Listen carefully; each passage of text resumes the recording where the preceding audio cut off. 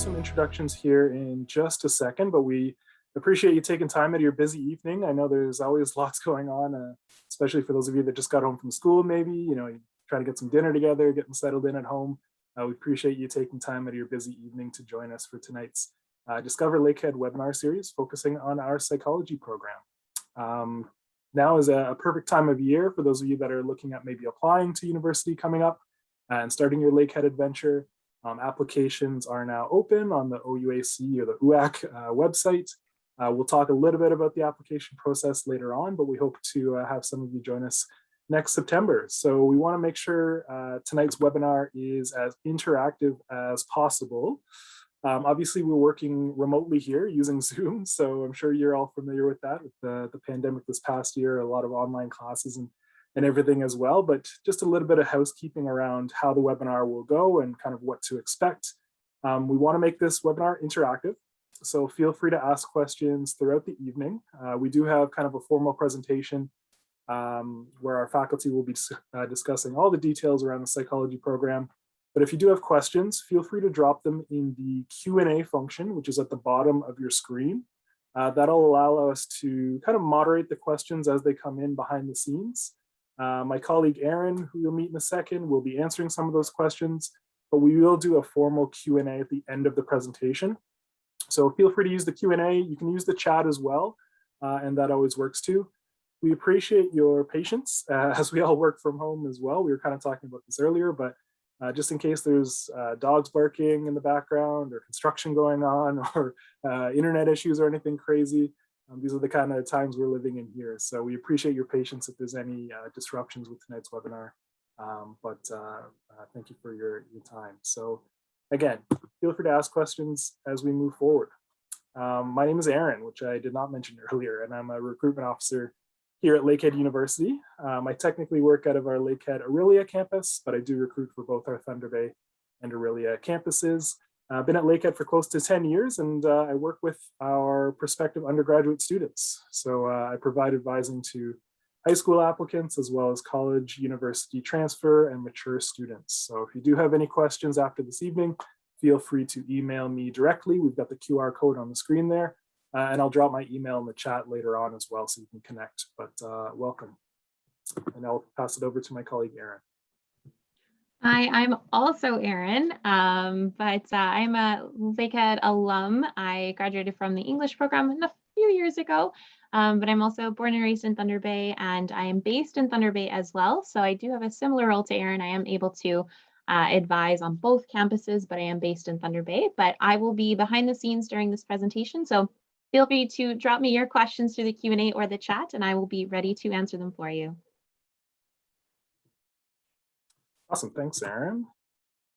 So Erin and I will be assisting with tonight's webinar, but really tonight is all about the faculty and then really focusing in on the psychology programs that we offer here at Lakehead. So we'll get into that formal presentation in a sec, but maybe I'll pass it over to Dr. Dwight Mazmanian and Jennifer Liscombe to introduce themselves as well.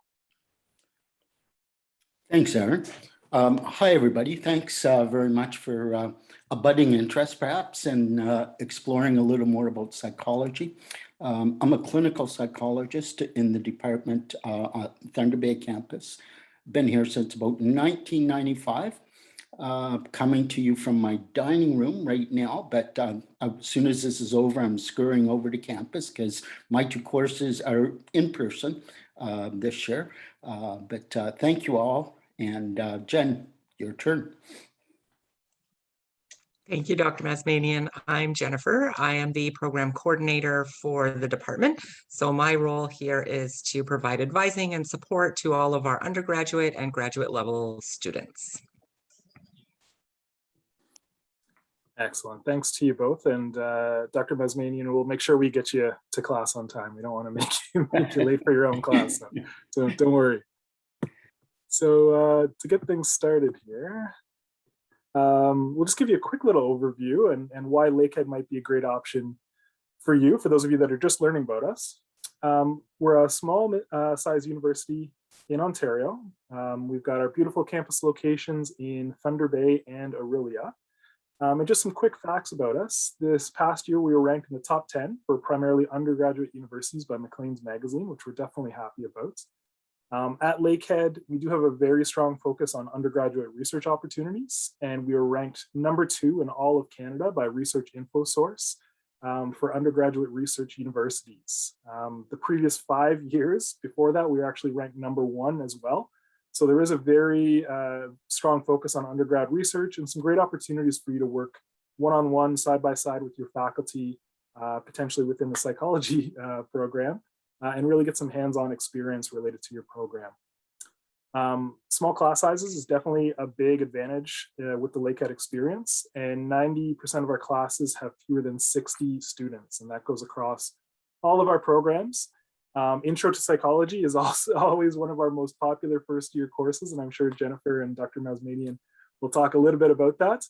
But even with some of those more popular first-year classes, you do have a lot of interaction and one-on-one time with your faculty, and class sizes do shrink quite quickly at Lakehead. So they'll know you by first name, typically in the first semester or year of your program, and you may have some of your faculty consistently throughout your program as well. And there's some big advantages to having that, which we can discuss tonight.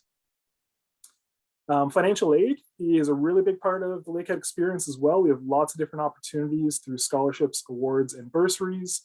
This past year, we were ranked #1 in Ontario for scholarships awarded, and we gave out $11 million to our 8,500 students. So I am not a math major, but $11 million spread out across 8,500 students, that's a lot of funding available. So as long as you're applying for financial aid as a Lakehead student, there's going to be some great opportunities for you to help pay for some of those fees that come along with a university education. We'll touch on that tonight as well. We are a comprehensive university, so we have over 65 degree programs across 10 faculties at Lakehead. So even though we're a smaller school, we have lots of programs to choose from, and the psychology program is a very popular one, but also a flexible program, which I'm sure the faculty will touch on as well. So lots of different subjects and topics and interesting courses to pick and choose from throughout your Lakehead degree. The big thing, if there's any parents or family members on the webinar tonight, I always get asked about employment and careers and what are the opportunities after graduation. This past year, our employment rate at Lakehead was 97.7% within the first 2 years of graduation. So that's above the provincial average for Ontario universities. And I think it really speaks to kind of the hands-on programming we have at Lakehead, the experiential learning opportunities you can get throughout your degree program. And without further ado, maybe to get into some of that, I'll turn it over to our faculty to talk about our psychology program. So Jennifer and Dr. Masmanian, I'll let you take it away. Great, thanks very much, Aaron and Aaron. Wonderful opportunity again, and I always get excited talking about this. And this afternoon, in fact, I was thinking about my first year when I took Intro Psych, which, as you mentioned, is a very popular course, even if you're not a psychology major. That was in 1976, and I have to say, honestly, I haven't got bored once during that entire time, and it's a great experience. Just a little bit about the discipline, first of all, and it's sort of unique in its breadth and scope, I would say.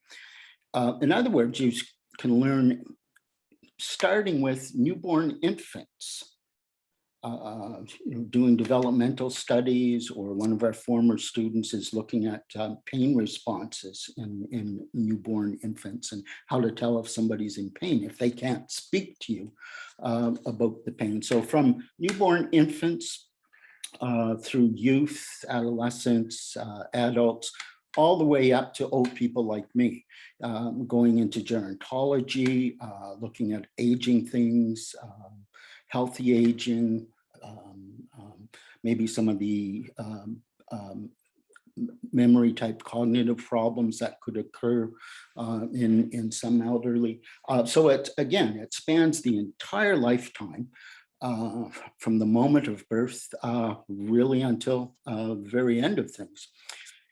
Not only that, the other really neat thing is that you can focus on the individual, that is that one person, in terms of like personality things or mental wellness. But you can also then look at couples. You can also then look at families. You can also then look at large organizations and businesses and hospitals, or you can take it all the way up. We have people who are looking at cultural psychology.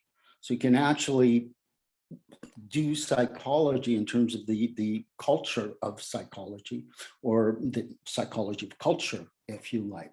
So from individuals all the way up to society, in fact.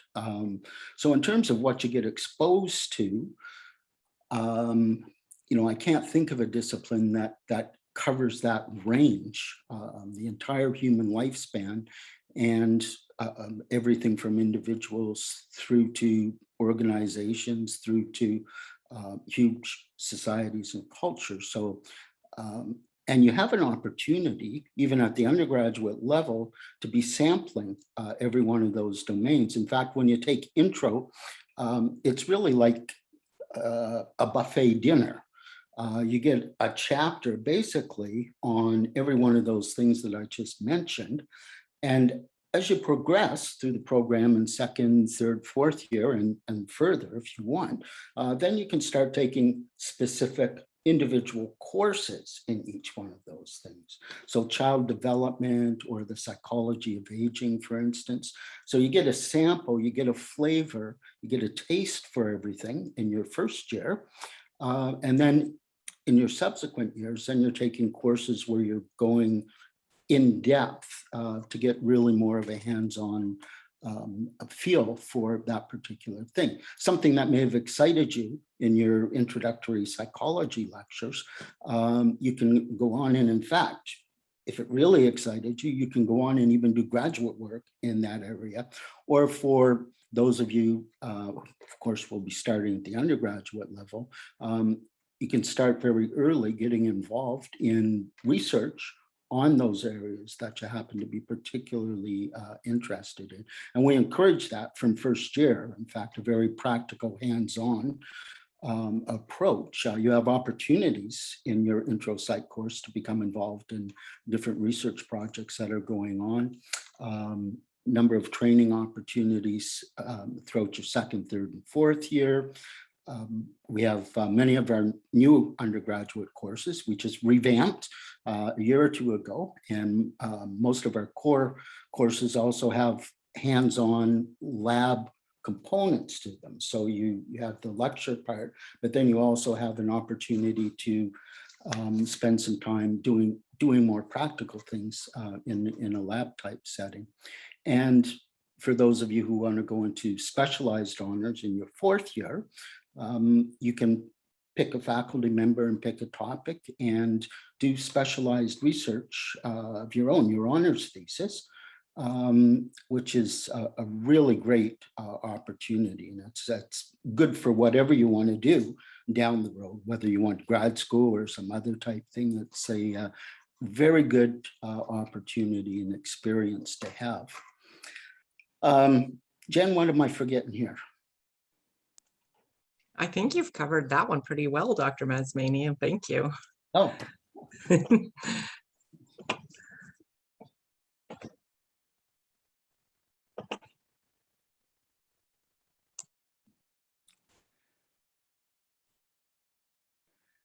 All right. I was commenting to one of the errands earlier that I recognize those are real psychology people that you're seeing in the slides. And, looks a little posed, but that, basically is what you might experience in one of your labs or one of your courses. Looks to me like they're learning about neurons in the brain there. That's something else I forgot to mention too, in terms of the scope. It's not only individuals, but you can look inside individuals. A lot of our courses cover brain things, memory, drugs and behavior. So you can actually, within the individual, be taking courses looking at how the brain works or how emotions are regulated. And these folks there in that photo are clearly learning about different neurons in the body, and you know, how that affects your memory experiences, your emotional experiences, learning, and so on. So it's pretty amazing when you think about that you can look at that level all the way up to big groups. I should have started at the neuron, actually, come to think of it. But it's wonderful opportunity. Again, even in your first year, you get exposed to a little bit of every one of these things all the way along. So you get a sense for what excites you most, or where your own interests and passions might be, which then you can develop as you move through the program in your second, third, and fourth years and further, if you want. I should put a plug in for our graduate programs here, even though that'll probably come up later. If you fall in love the way most of us do with this stuff, we actually do offer 2 master's programs, one in clinical, one in psychological science, and we offer 2 PhD programs, one in clinical and one in psychological science as well. So, I mean, if you want to do a Dr. Phil thing and get your own television show, you can go all the way up here to be able to do that. So I think that's pretty much what we are. Now, Jen, this looks like your stuff. For sure. Thank you, Dr. Mazmanian. So our admission requirements to our undergraduate programs, we offer both arts and science programs, which I can speak to a little bit later, but our arts programs require English 12U plus 5 additional 12U or M credits. And our science programs require the English and the advanced functions, as well as 2 other sciences and 2 additional 12U or M credits.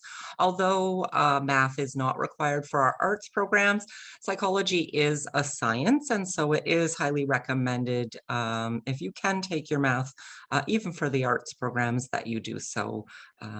But we do have a basic stats class, and so it isn't required. We will teach you the foundations, but it is helpful.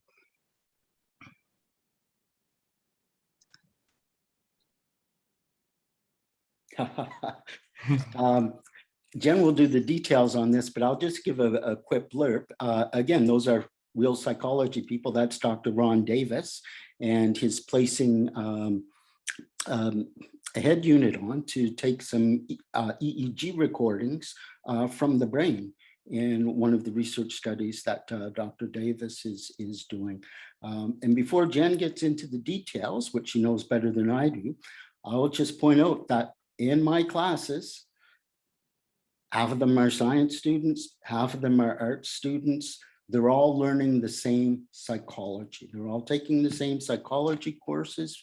They're in class together with each other, and it's the other stuff, the other degree requirements, the elective and things that really separate them. And that's where you really want to be making a decision in terms of where your strengths are and your interests are.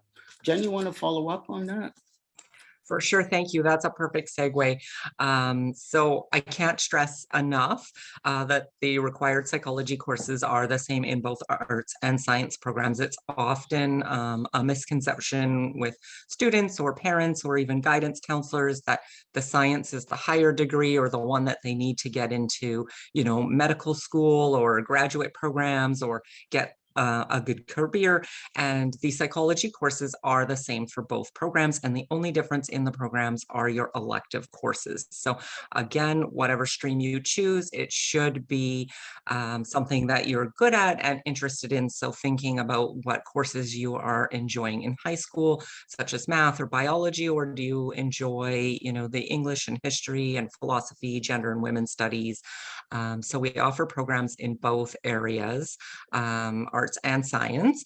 Our psychology program can be taken alone, or it can be paired with other majors. So we offer a double major with philosophy.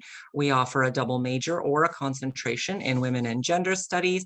And we also offer concurrent education programs in which you enter the 2-year Bachelor of Education program after you complete your psychology degree, and you become a teacher either at the primary, junior, or intermediate senior levels.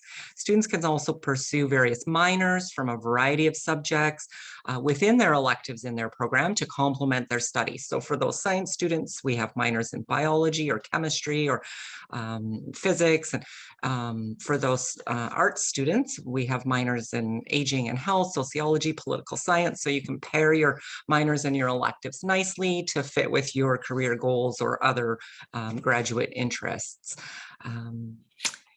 And I think that covers the science and arts. Again, it is deciding what is the best fit for you. We want our students to be successful and enjoy the program and do well in their classes, not only in psychology, but those complementary courses that are meant to be your electives. You should be enjoying them and they should complement your career goals or your interests. Maybe just before we switch slides, Jen, I'm just curious, if a student enters in one, can they switch to the other degree once they're in the program?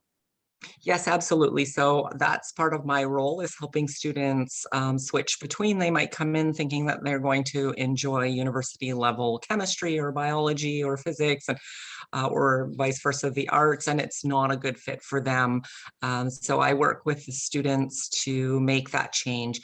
It is much easier for our science students to switch to the arts degree because, of course, the admission requirements that we went over earlier, you would already meet those admission requirements. Students who come into our arts programs and don't necessarily have those high school courses that are part of the admission requirements, I can work with them to get those admission requirements even at the university level, so that we can work towards them moving into the science program. So although it might be a little bit more difficult to move from arts to science, it can certainly be done.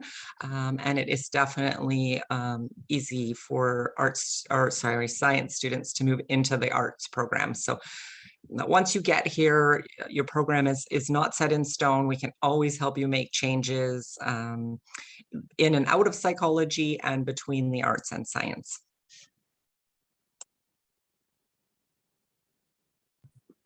Great, thanks.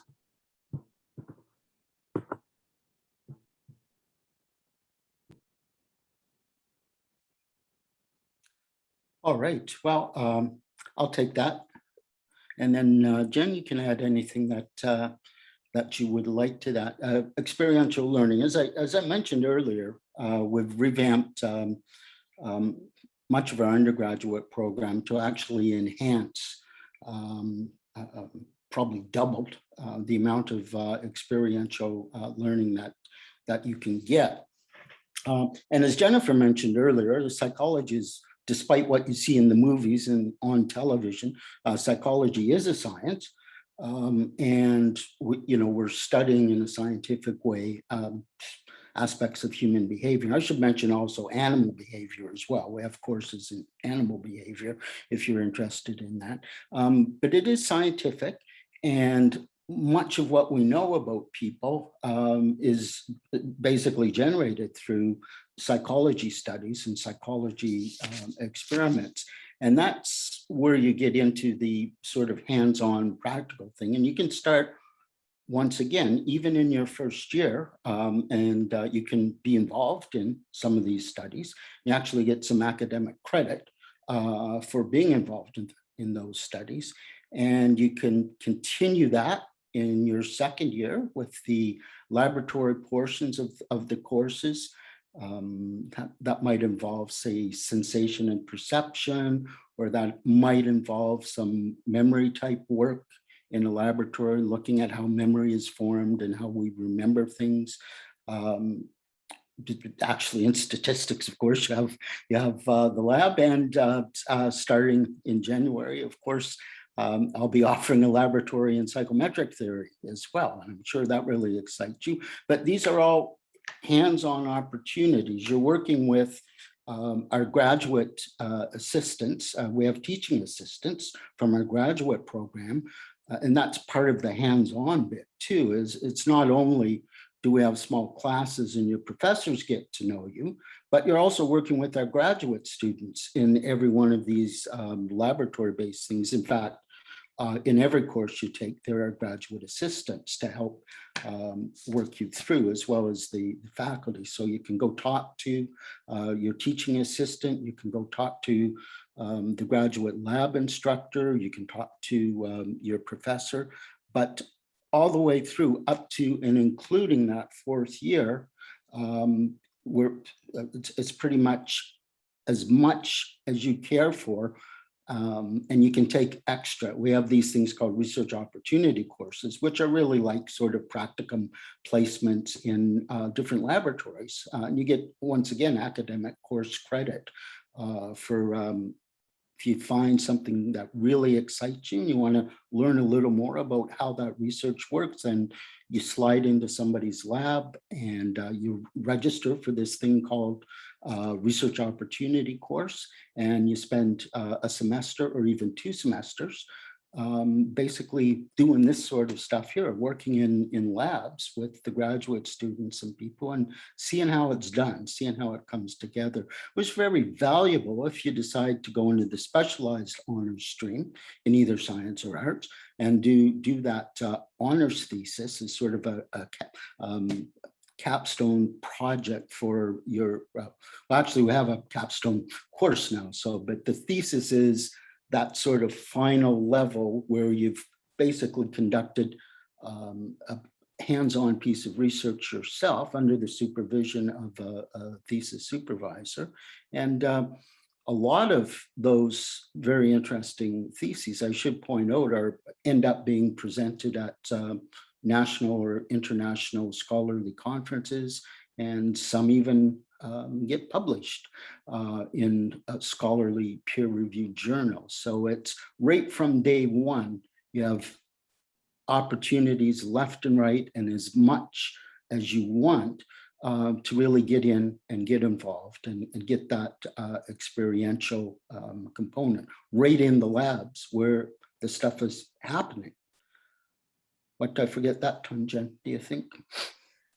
Yeah, so I just wanted to point out that because our class sizes are small, and especially as you move forward into, 3rd and 4th year, you really get to know your professors. And so that opens up many opportunities for our students to not only participate in faculty research, but also opportunities to maybe volunteer in our faculty research labs. And then those faculty members can also provide, great references. And so lots of opportunities open up for our students. Our faculty members are experts and active researchers in a wide variety of areas. Our faculty research spans from addictions to gambling, hormones, perception, neuroscience, depression, and much more. So all of your professors will be active practitioners, and researchers. And so as the class sizes get smaller and you get to know them and they get to know you, that opens up a wide variety of opportunities. As Dr. Mazmanian mentioned, we do have an advanced seminar and our thesis and the independent research opportunity courses. And those are all great opportunities to gain experience, to build those research skills and get involved. So it really is great. There are lots of great opportunities for our students, and I see our students moving through, and one opportunity often leads to more. So our department has a lot of opportunities. Sometimes faculty are even looking for a research assistant. So by taking advantage of those opportunities to volunteer or be involved in a course that gets credit for being part of their research, it may even generate opportunities for a paid or unpaid position within a lab as well. That's right, Jen, and I'll add to that. Yes, in fact, I've got people working as research assistants. So for instance, over the summer, it's a great opportunity. They actually get paid to work those 4 months in the spring summer semester as a research assistant, which is a way of building up your resume or your curriculum vitae. I want to just follow up on an important point that Jennifer made in relation to the small class sizes and getting to know your professors and your graduate assistants and the administrative side. is down the road, you're probably going to need people to write letters of recommendation or letters of reference for you to get into law school, to get into graduate school, to get into medical school. And at a big university where there's 500 students in a classroom, well, your professor doesn't know you. Whereas here, you've probably by that point taken 2 or 3 courses with each professor. You've probably worked in the labs with some of the professors. So we actually know you well enough that we can write a strong letter of recommendation for you to further your own career goals down the road. But, you know, it's part of that small class size aspect of it is it's a two-way street. You get to know your professors, but they also get to know you well enough so they can guide you in the right direction and write the letters that you're going to need for scholarships and for graduate school and for jobs and medical school and law school and all the rest of it. So thanks, Jen.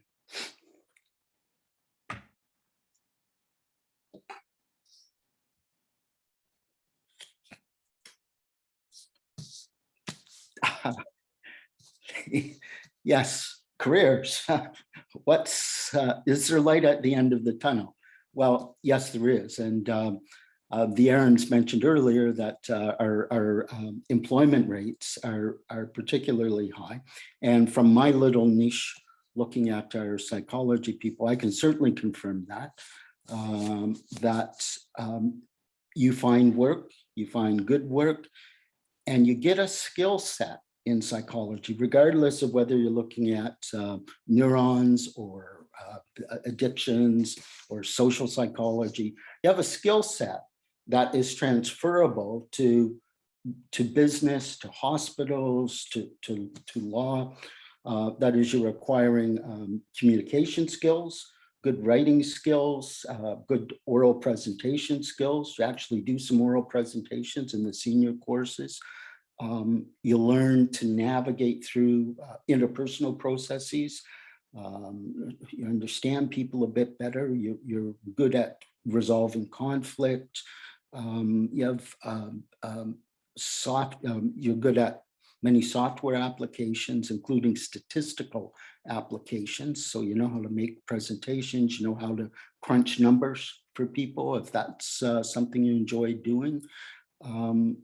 So rather than limiting you to just psychology, I think our undergraduate programs, both of them, science and arts, actually give you a toolbox of skills where you can just take that toolbox and go out and be better than many people in terms of your competitiveness for jobs anywhere. Because as I say, if you want, you can stay in psychology and be a professor or be a clinical psychologist, but that skill set will buy you lots, will get you places compared to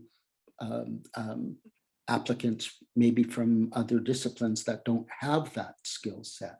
So I think we're really proud of the fact that we're turning out well-rounded people who've got people skills, who've got communication skills, who've got number crunching skills, communication skills. And in this virtual world, that's the sort of stuff that you're really going to need down the road for jobs. And well, we make sure that you've got all of that. Just looking at that slide there, that looks like a career day, but it could also be, it looks in the spring and different research week and so on. We also have like research poster presentations in the Agora, and this may not be one of them, but they look just like that. Where even as an undergraduate in your 4th year, you're actually standing there at your poster presenting your thesis research to people as they go by, and it would look pretty much just like that. So people are coming up and asking questions, talking to you. It's a wonderful opportunity. And I was trying to think of an occupation where I've never seen one of our psychology students go to, and I can't think of one.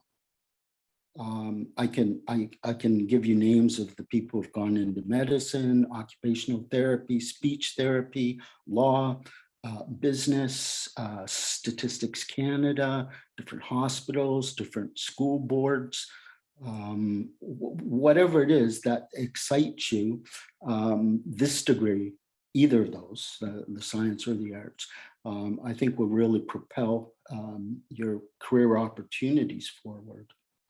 Jen? Yes, that was great. Thank you, Dr. Mazmanian. I wanted to add that many of our students also go into human resources, and recently we've been approached by the police, right? So security policing are really looking for those students with a psychology degree in particular, because understanding people, learning about human behavior is really an asset in many fields, but this one in particular, policing, has really started taking an interest in our psychology students. So again, a broad range of skill sets and career options, as well as graduate options. So many of our students go on to post-degree programs such as social work, or our own clinical or psychological science programs, as well as post-degree programs at the college that are meant for psychology students to get a college certificate to enhance their degree as well. So there's lots of opportunities for our student, either right after their undergrad or beyond. Thanks, Jen. You prompted some memories there. Yeah, I do want to point out that many of our undergraduates have taken up some of the additional training, for instance, at the college.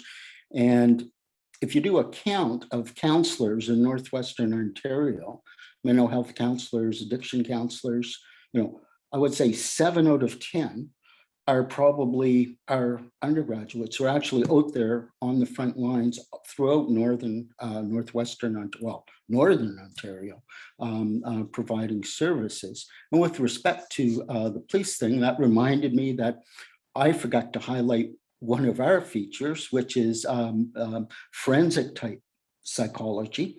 And we offer courses at the undergraduate and graduate level. And I want to highlight Dr. Beth Visor's work in psychopathy, which, if you like, sort of the criminal mind, bad behavior. She's very productive. She's at our Aurelia campus, but she teaches courses, of course, both, and she supervises independent research projects and theses, undergraduate theses. And she's been focusing on the dark triad, the evil triad of personality characteristics. And there's a lot of excitement about that, not just with the police forces, but other aspects of the legal system, and just in general curiosity, why are people evil? So sorry for forgetting forensic. That's usually a very hot topic, and as I say, we've got expertise in those areas as well. Thank you, Jen.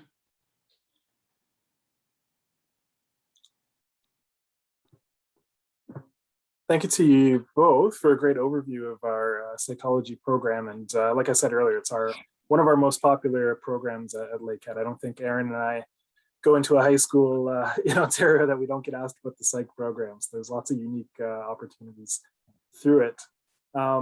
We are going to open it up to a formal kind of Q&A now. So we do want to encourage you to drop some questions in the chat or the Q&A function at the bottom of your screen. And Aaron and I will kind of moderate those questions as they come through and allow our faculty to answer those. But maybe just as some of those questions are starting to come in, I can ask both of you a follow-up question to kind of the career slide that you were talking about. I know kind of a lot of students at the high school level, when they're talking to Aaron and I and some of the other recruiters about becoming a psychologist, kind of how do you do that? Because I think you've touched on some of the clinical psychology paths through the master's and PhD programs. Students will see a psychologist on TV or in the movies, and how do you kind of get to that point, and what's kind of the difference between becoming a clinical psychologist and maybe get into a traditional career in counseling, for an example? So you can maybe touch on that. That'd be great. Sure thing. In Ontario and most other provincial jurisdictions in Canada, it's a restricted title. It's legislated. We have this thing called the Regulated Health Professions Act, and as do physicians and nurses and dentists.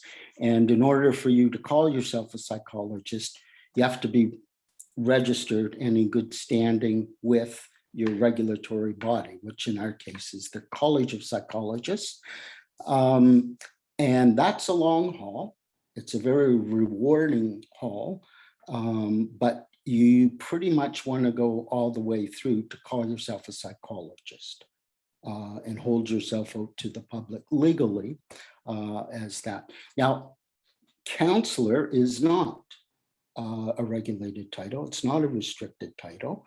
And as we pointed out, you can do your 4 years with us and then maybe do a specialized addiction or youth service at the college, or at hopefully at the university sometime very soon, and call yourself a counselor. It's just the title psychologist that is legally restricted, and you have to meet those criteria to call yourself that. But therapist, counselor,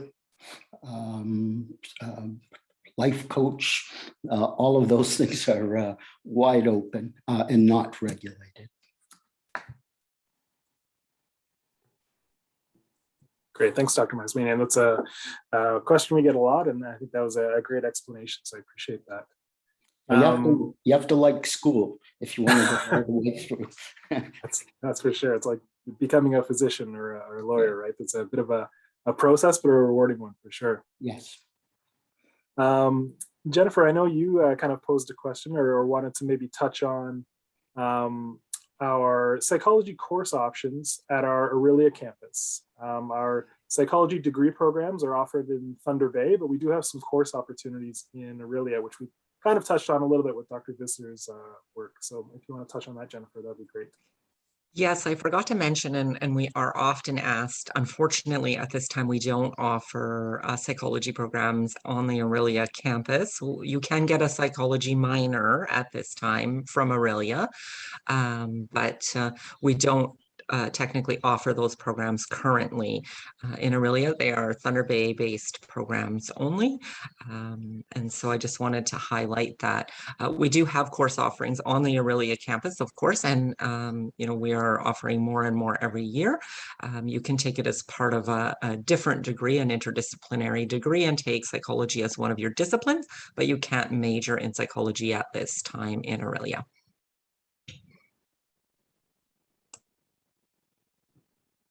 Thanks, Jennifer. And maybe kind of building on that, I did notice in the registration list for some of the students that may be attending tonight, we did have some students that were interested in psychology, but also listed programs like kinesiology, and I think social work was in there as well, and possibly education. There's a lot of different programs you can take at Lakehead where you can take psychology courses through electives, or like you mentioned with some of the double major options we have. So can you maybe just touch on the flexibility around taking psychology courses for those students that may be entering into other majors at Lakehead as well? For sure. So we see a lot of kinesiology students. Sports psychology is becoming a very popular field and growing quickly. So many of the kinesiology students take our psychology courses. We do have a number of courses that are open at the second year that don't require the introduction to psychology course as a prerequisite. So many of our second year courses are open to any students. Many students choose to take the introductory psychology course. That's why it's so big and popular, because it will allow you to take other psychology courses. So most of our programs here at LU will have open electives, and you can certainly complement your degree. Even if you're not interested in getting a major in psychology, you can certainly complement your degree with various psychology courses as part of your electives. We do recommend students to take the intro class, but again, some of our courses are open to students who haven't done that. That's great. Thanks, Jennifer. Yeah, it's we always talk about kind of exploring different opportunities and kind of pursuing your passion when you come to Lakehead, and kind of having the flexibility to study multiple subjects within a degree program is a big benefit. And I know that was something that I did when I was in the first 2 years of my program. I was an English student, but I took psych and philosophy and history and all kinds of crazy social science courses when I was studying, and I really enjoyed kind of the variety of doing that. So it's great students are able to do that with psych. Yes, and our programs are, our programs are also very open. We have a lot of open electives in our programs as well. So we also, you know, allow our students to dabble in a variety of other departments and disciplines, and to complement their studies. So it works both ways for students. That's awesome. Yeah, it's great to hear, and then good to have that flexibility. So I'm just taking a peek at the Q&A, and we haven't had too many questions come in, and we're gonna kind of start to wrap things up here in a couple minutes. But if you do have more questions, feel free to drop those in the Q&A or the chat, and we'll definitely get to those in a little bit. So I think I might have a question from Erin, so let me just pop this open. Oh, she just put a little comment in the chat. So not a question, just a comment, and that's okay. So we'll maybe move on to wrap up our webinar here. And we thank again the faculty for giving us a great overview. Keep those questions coming in, and we can always take a few at the end before we finish up. But just in terms of next steps with the application cycle, just wanted to give you a little bit of overview on important dates coming up. The main date for those of you looking to join us in September would be the application deadline, and January 13th, 2022 is the application deadline for currently enrolled high school students that would fall under the OUAC 101 application. So those of you that are applying directly from high school, January 13th is your deadline to apply. You guys will learn more about some of the other important dates that come up throughout the school year, including around financial aid. So you'll see April 15th is the deadline for our entrance bursary. We've got April 24th for our presidential scholarship, which is one of our largest scholarships at Lakehead. We award that to 2 students applying to any of our campuses.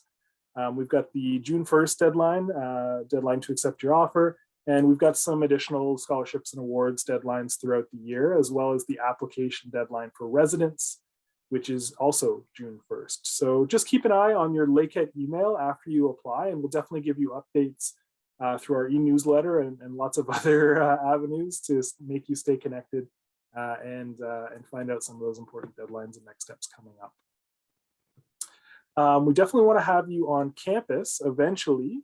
We have taken a pause on our in-person campus tour program, but we are looking to return to in-person campus tours in the not too distant future. So keep an eye on our campus tour webpage, lakeheadu.ca/tours, for information and updates around our in-person campus tour program. But we also have the next best thing, which is our virtual campus tour. Students can complete a self-guided virtual tour of both of our Thunder Bay and Aurelia campuses, or you can also register for one of our live virtual campus tours, where we have one of our student tour guides that would normally do an in-person tour actually do a guided virtual tour through our campuses. So feel free to check out the campus tour website, scan the QR code on the screen if you'd like more information. And like I said, keep an eye out for updates on in-person campus tours moving forward. We just finished one of our virtual open houses this past weekend on Saturday. So if you missed us, or if you attended and you want to catch us again, we do have a second virtual open house date on Wednesday, December 8th at 5 p.m. Eastern Standard Time. So feel free to visit our website for more information about the virtual open house. It's a great opportunity for you to meet faculty members like Jennifer and Dr. Nazmanian, and all of our faculty from across all of our programs. There's information sessions, student panels, lots of fun activities and learning opportunities at our virtual open house. So feel free to register and like I said, check out our website for more details. You can also join us for more webinars. We have weekly webinar series, including our Discover Lakehead webinar, which we're running tonight. So there's lots of different opportunities for you to learn a little bit more about things like admissions, different faculties, scholarships and awards. We'll be running webinars through the entire year. So check out our upcoming events page on our website, and hopefully we'll catch you at an upcoming webinar in the not too distant future as well. You can also book a virtual meeting with any of our recruitment team, including Aaron and myself. If you visit our upcoming events website, which is up on the screen there, you can book a virtual coffee meeting with us, either through phone or Zoom. And it's a great opportunity to get some of those detailed questions around admissions in your program answered with one of our recruitment staff. So you can book an appointment Monday to Friday, and we'd be happy to meet with you anytime during the school year. Just lastly, feel free to follow us on social media. It's a great opportunity to stay connected as a future Lakehead Thunderwolf. All of our social media accounts share lots of great info about things like our upcoming events and webinars, our free tuition grand prize draw, which is happening this year as well. So by attending some of our webinars and virtual events, you'll get entered into a draw for free tuition to one lucky student. So make sure you stay connected and learn a little bit more about the Lakehead experience. That's all for our formal presentation here this evening. Again, we want to thank everybody for taking time out of your busy evening to join us for tonight's Discover Lakehead webinar focused on our psychology programs. Before we kind of finish up here, I'll just pop it over to Aaron to see if we have any questions lying in the chat or the Q&A that we can answer. But again, best of luck to all of you in the near future in the rest of your studies, and we hope to see some of you in the fall. So let me just take a look in the Q&A here and see if we have a few questions coming in. Aaron, any questions that we can answer here that I may have missed? We don't have any questions that have come in. I've put a few links into the chat just for our tours and upcoming events. And Jennifer has also shared her email as well for anyone looking to get in touch with psychology directly in the future. Amazing, thank you. I think faculty did such a great job outlining and doing an overview of the program that maybe we answered all the questions. That's perfect. But if you do have more questions after this evening, definitely feel free to connect with faculty and Jennifer and the recruitment team, and we'd be happy to answer any questions. So I think we'll leave it there. Jennifer, Dr. Mazmanian, anything you want to leave students with? Any tips on the program or first year student experience? Feel free to chime in. No, I don't think I have anything to add except for when you do see yourself at university, please do make sure that you're reaching out to all of the student supports that are available, whether you're in our department or not. Lakehead really does care about their students, and we offer a lot of free supports for students. So make sure you're connecting with those supports even prior to getting here, and hopefully we'll see everyone in the fall.